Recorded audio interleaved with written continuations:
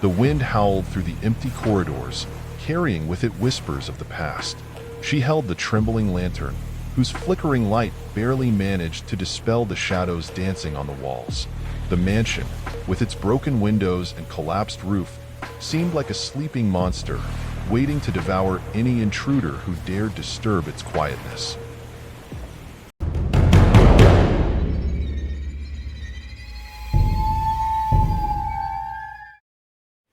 The night unfolded into a tapestry of shadows as Robert, accompanied by Emily Carter, navigated his car through the winding roads that cut through the darkness of the forest. Heavy raindrops hammered the windshield, creating a silver curtain that distorted the lantern lights, casting dancing shadows on the twisted trees around. The rustling of leaves and the distant rumble of thunder echoed in the darkness like whispers and moans of a hidden presence.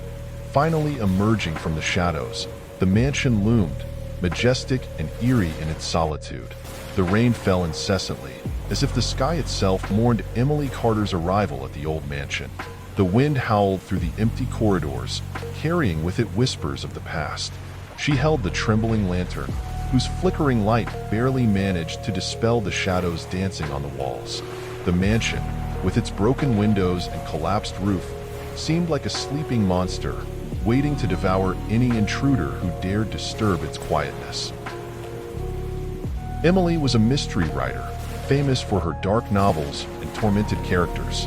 Her latest bestseller had been acclaimed by critics, but now she found herself in a creative impasse. The words no longer flowed, and her mind was as empty as the dusty rooms of the mansion. That's when her friend and neighbor, Robert, offered her an inherited house as a source of inspiration. "Emily, I inherited this mansion. It's a treasure trove of untold stories.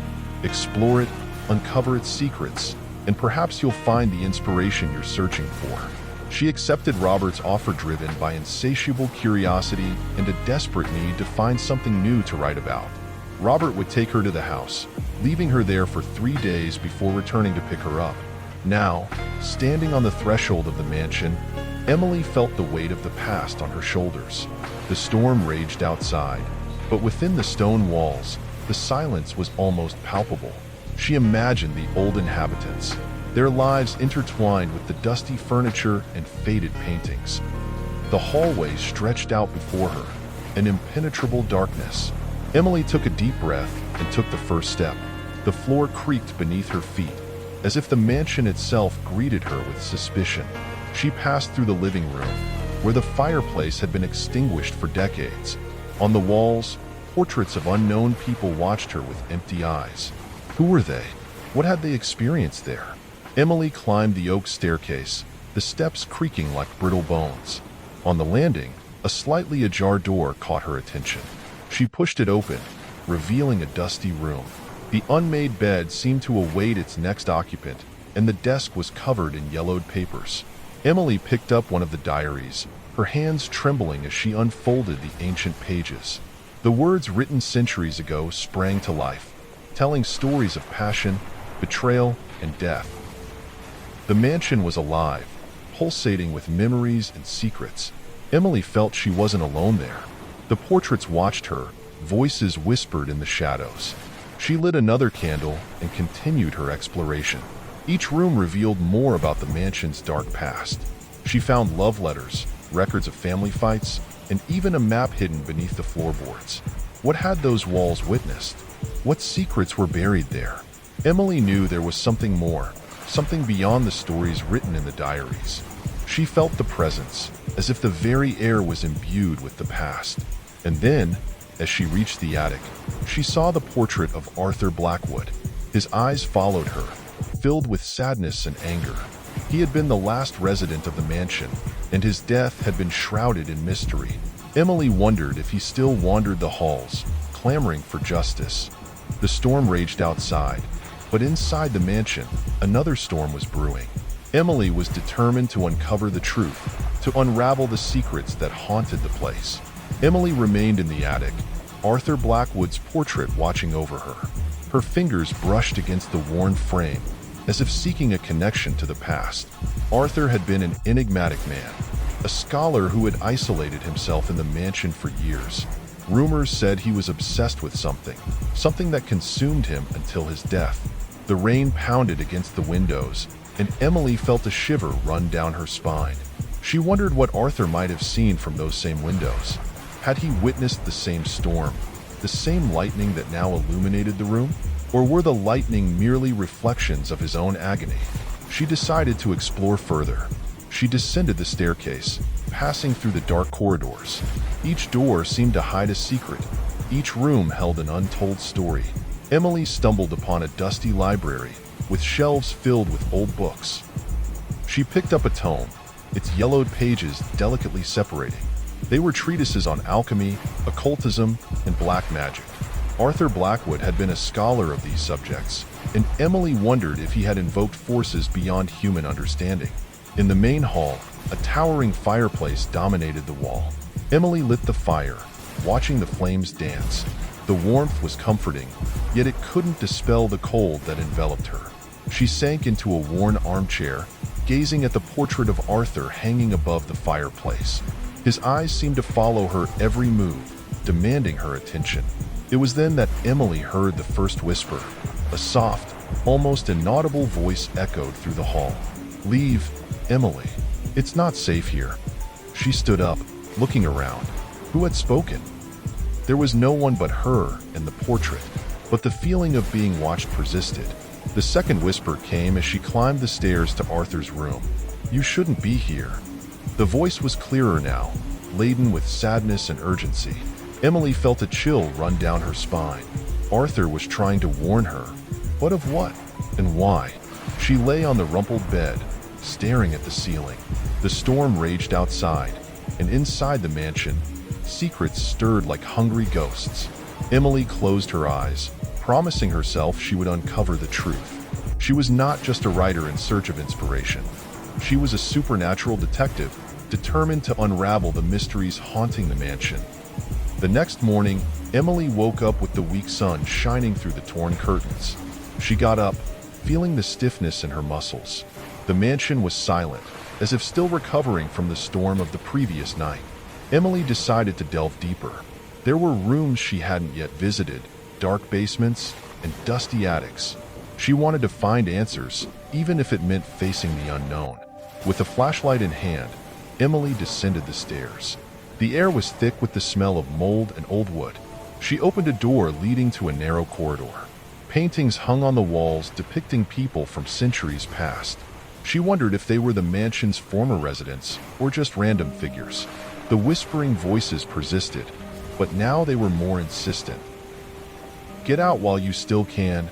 At the end of the hallway, she encountered a closed door. She tried to open it unsuccessfully, then pushed harder with her body, finally forcing it open. It was a library, emanating the scent of centuries of knowledge and mystery. Emily wandered through the shelves, her fingers trailing over the dusty spines. Books on alchemy, occultism, and black magic stood like silent sentinels. She picked up an ancient volume, its pages yellowed and fragile. The title, The Blackwood Grimoire, caught her eye. Emily sank into a torn velvet armchair, the candle flickering beside her. The words in the book were written in elegant calligraphy, but the content was disturbing. Potions for immortality, rituals to summon spirits, and incantations to open portals to other dimensions. Arthur Blackwood had been a scholar of the occult, and the library was his sanctuary of secrets.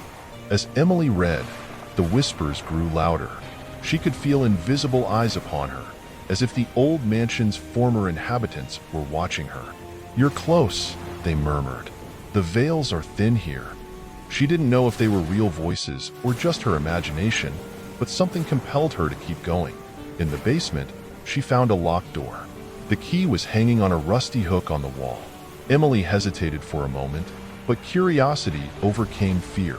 She turned the key in the lock and pushed the door open. A steep staircase stretched downward, disappearing into darkness.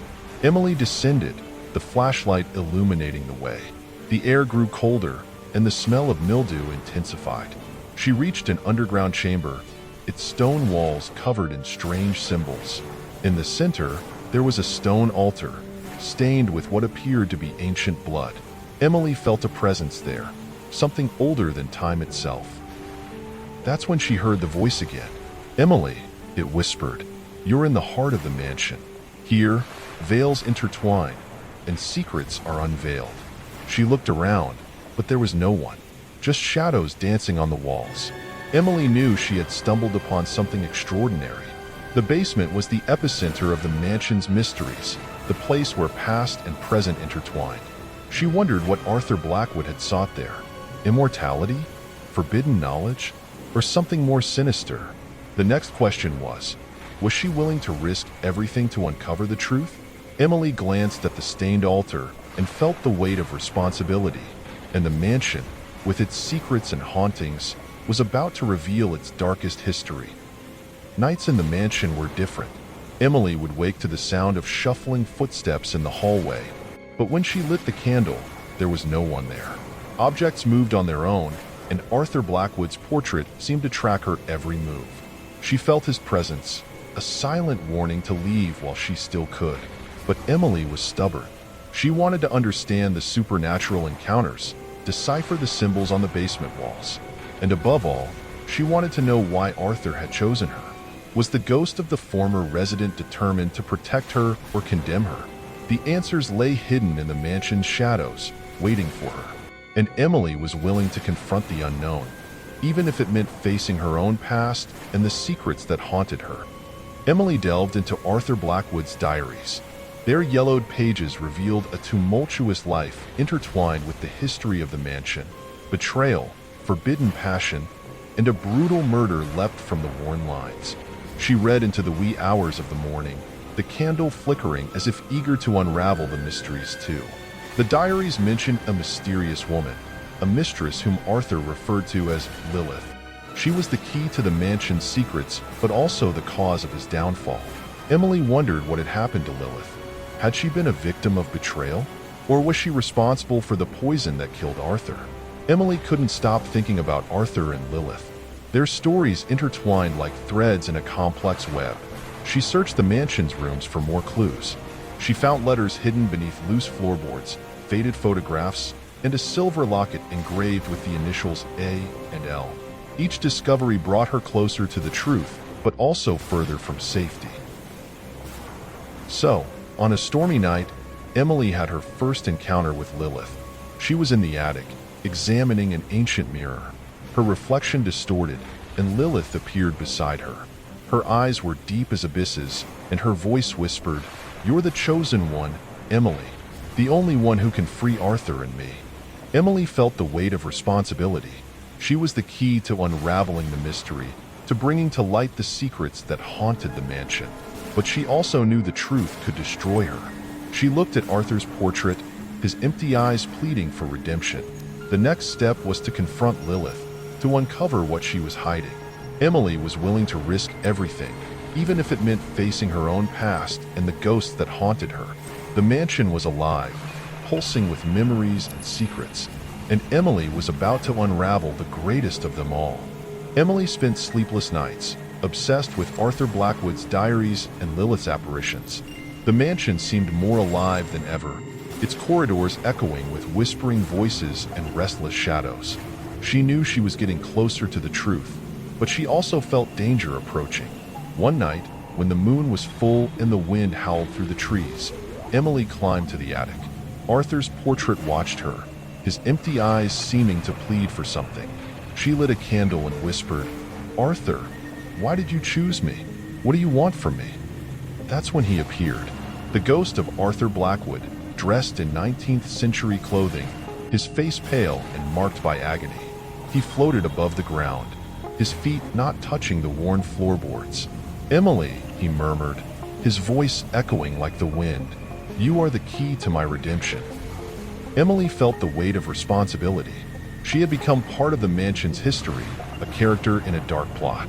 Arthur told his story, Lilith's betrayal, the poison that killed him, and his thirst for revenge.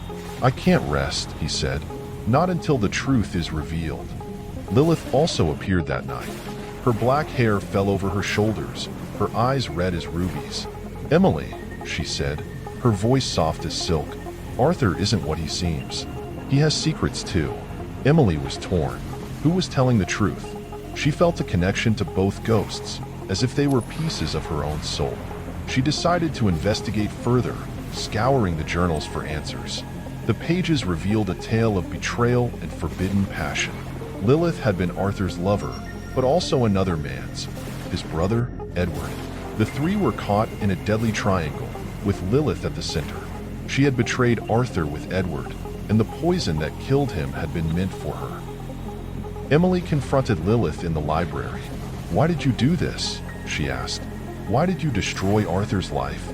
Lilith smiled, her red eyes gleaming. "I wanted immortality," she confessed.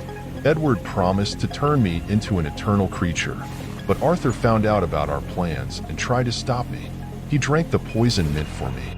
Emily looked at Arthur's portrait. He was there, beside her, his face filled with pain. "And now," she asked, "what do you want from me?"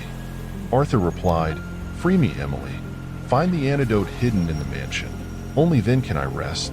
Emily knew she was about to face her greatest challenge. She would have to unravel the secrets of the mansion, confront Lilith, and find the antidote. The truth was so close, yet so dangerous.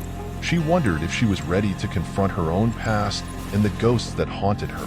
And so, with the candle trembling in her hand, Emily set out in search of Arthur Blackwood's redemption and her own. After much searching, Emily finally found the antidote. It was under one of the loose boards in the attic floor.